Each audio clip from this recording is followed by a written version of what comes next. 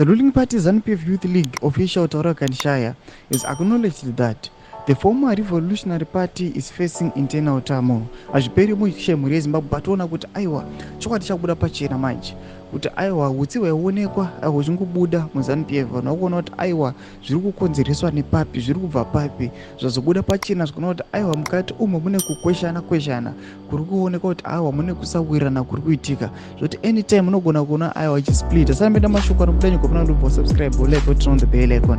Tipinda mudamuni kwamuchinzi. In a recent statement, Kanshaya also issued a stern warning to those who he claims are undermining the party's unity. He declared, "We will not remain silent in the face of counter-revolutionaries who are mobilizing to undermine ZANU-PF through social media platforms. Individuals who have opposed the party since 2017 will not be allowed to cause further divisions within our ranks.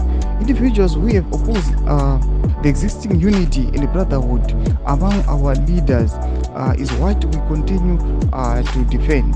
Kanshaya further emphasized the party's determination to address dissenters, actually stating, "The same way we collapsed you then, we shall do it again.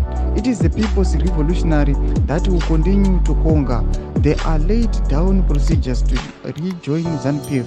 Causing divisions is not part of the process." Ndomashoko atiri kuona kuti aiwa Kanshaya ari kuuya panabatira mashoko ekuti pane vanhu aiwa vakakonzeresa vanhu vairamba vachingoopposa their party, the ruling party since 2017 pamodzi apo pakaitika coup.